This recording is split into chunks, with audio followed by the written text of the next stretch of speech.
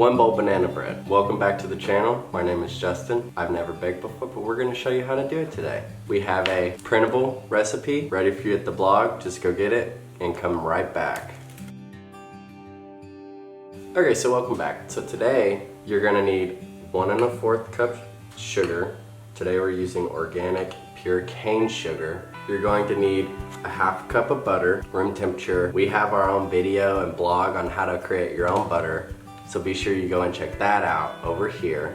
Then you're going to need 3 to 4 medium ripe bananas. We have 3 today, that'll do. You're also going to need 1/2 cup buttermilk or a substitute, which is right here. Today we used 1/4 cup sour cream and 1/4 cup half and half milk. The recipe calls for buttermilk or a substitute. We also have a blog on that to where we will tell you all the substitutes that you can use, so be sure you also check that out. It'll be down in the description with the rest of the blogs that we're linking today. Also, you will need 1 teaspoon of pure vanilla extract. We have an awesome video showing you how to create your own vanilla bean moonshine extract. Be sure you also check that out. You also will need 2 1/2 cups of all-purpose unbleached flour, and you will need 1 teaspoon of baking soda. Of course, you guessed it. We also have a blog on all the many uses of baking soda besides just for baking. That'll be right here. And then you also have 1 teaspoon of salt as well, and these cute little mice. You need 2 large eggs, room temperature, and you also need a 1/2 cup of chocolate chips, but today we are using cacao chips. In this part of the recipe, you can use any kind of nuts you want. We're using cacao chips. You can use regular chocolate chips, whatever you prefer. So now that we're done with all the ingredients, we're going to get right into it. Okay, so now we're going to start with the preparation before baking. So the first step is mix the butter and the sugar well. So we're going to take our sugar and we're going to put it in our KitchenAid. Highly recommend these. Mother's had one for 30 years. Really good. They last a long time. So we're going to pour our sugar in there, and then we're going to take our 1/2 cup of butter. We're going to run the mixer and we'll be right back. Okay, so now that we have that mixed, we're going to take a separate bowl and we're going to take our egg and we're going to crack our eggs into the bowl, and then we're going to add our egg to the butter and the sugar. Do not throw your eggshells away. We also have awesome blog on many uses for eggshells and how they can be used in compost, to clean your house, other great uses. So what we're going to do today is we're going to take our eggshells and we're going to put them in our plastic compost. Now we're in the blogging room today, so we are using a plastic compost because we have a long way to walk to the compost. Inside the house, we use a glass composter. I highly suggest getting a composter. Mother highly suggests getting a composter. They're great. So now that we've cracked the egg into the bowl and we notice that the egg is not bad, we do this because we don't want to put a bad egg into our butter and our sugar and have to start all over and we ruin our butter and sugar. So the egg's not bad, so we're going to dump 1 egg in there, and then we just repeat the process for the second egg. So after we put our 2 eggs in there, we're going to crank the blender back up and we're going to blend it again. Blend it on a 2 setting and we'll be right back.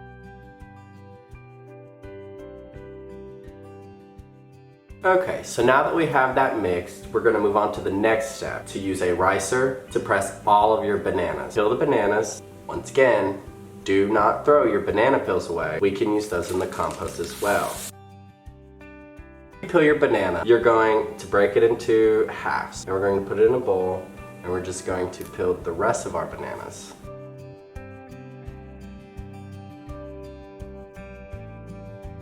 So now that you've peeled your bananas, you're going to use the ricer and you're going to press all the bananas. So today we have 3 ricers that I would like to show you. So we have a large ricer that when you press down, it comes out of every side of the ricer the quickest way. This one is if you wanted to go into a specific area, you will use this one because this one only has holes on the bottom. This one does take longer. Now this small one, this is what Mother used when she was making Ray J's baby food as a child. However, as I said today, we will be using this one that lets the bananas come out of all sides. Take the ricer. We're going to do 1.5 bananas, and you're just going to pull the handle down And as you can see, it's coming out of every side. And then we're going to continue the process with the rest of the bananas. So now that we've finally got our bananas riced, we made them all look nice and fluffy. The next step in the process is to stir in the following to the butter and sugar mixture. So our butter and sugar mixture right here, we're going to go in order from bananas all the way to buttermilk and then vanilla. So we're going to start with our bananas first. Next, we're going to do our buttermilk. Today we didn't use buttermilk, we used a substitution. Like I said earlier, you can go find out more substitutions on the blog. It'll be down in the description. Today's substitution, we used a 1/4 cup of sour cream and a 1/4 cup of half and half milk. So next we're going to add this to our mixture here. Next, we will be doing our vanilla bean moonshine extract. We have a video and a blog on that. You can find that down in the description as well. 1 teaspoon of vanilla extract. Here are some OXO measuring cups. We prefer these measuring cups. Statistics have proven that these are more accurate. We will leave the link down below in the description. We need 1 teaspoon extract. Now we're going to mix our ingredients and we'll be right back. All this blended, we're going to move to the next step. Add our flour, our salt, and our baking soda, not baking powder. Okay, so the next step in the process, we're going to add our flour alongside our baking soda and our salt. So now that we've added our flour, we're going to add our baking soda, 1 teaspoon of baking soda, 1 teaspoon of salt. So now that we've added our flour, our baking soda, and salt, we're going to mix this and we'll be right back. So now that we have mixed our ingredients, we are going to add the finished product into the pan and get ready for baking. We have our pans. You're going to also have 2 pans, and you either need a strip of parchment paper or wax paper, or you need to spray the pan down with your cooking spray. And then you're just going to put your banana bread mixture into your pans and then we'll bake them. Okay, so now that we have our banana bread mixture inside of our pans equally split out, we're going to get to the process where if you want to add your nuts, if you want to add your chocolate chips, you can. Like I said, today we're using cacao chips. So what we're going to do today is we're going to 1/4 cup of our cacao chip.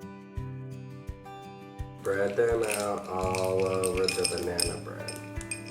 And if you can have a few on top if you want, or what we like is to have them inside the bread. So we're going to push them down in the bread, in the mixture like this, so that when it does bake, then you will have your cacao chips inside the banana bread. Our convection oven, and we're baking it at 325 on a lower rack. Start checking it in 30 minutes. We're back, and we let ours cook for 30 minutes because the convection allows the air to just constantly blow on them. They are done. We're going to take them out. I checked them with a toothpick. They're not gooey, and we're going to place them on our cooling canning rack.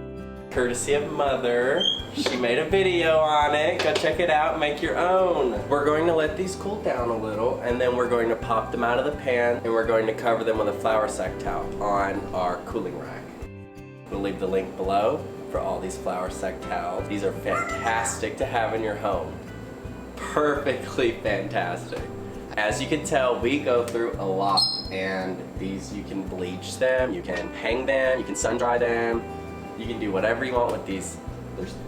They're great. They're literally great. Just get you some. And when we come back, we're going to cut a thin slice and we're going to add some homemade butter on it while it's still warm. And we're back. So it's been about 15 minutes. What we're going to do is we're going to take our knife and we're going to run them along the perimeter of the bread just to kind of get the bread away from the pan before we pull them out. So we're going to take the back side of our knife and we're going to run it like this down the side, and then you want to kind of pick it up to make sure that it has loosened from the side, and then you're going to take it, and then you're going to take your wax paper, and then once you flip it out, you immediately want to flip it over because the top might stick to the wood. So we're going to flip it over just like that. So while they're still warm, we're going to sample it. So make sure you have a nice serrated knife. For any good bread, you want to have a serrated knife. And you want to make sure the knife catches. And then you're going to cut all the way through. Look how moist that is. Oh my. Perfect. Going to slather some butter on our warm bread. Thank you, Justin. This looks delicious. Oh, thanks, Mother. I don't know if you can see that. It is so moist. It is not gooey. Nice light crust. So this concludes our video. And honestly, I think that if I can make this, you can make this. I don't bake. I don't really cook because I don't know how, but I like to learn. So if I can do it, you can do it, and I highly suggest you do it. So be sure to go check out the blog. Now you have a step-by-step how-to video as well. Make sure you share and you like and comment on this video. We'll see you in the next one. Bye.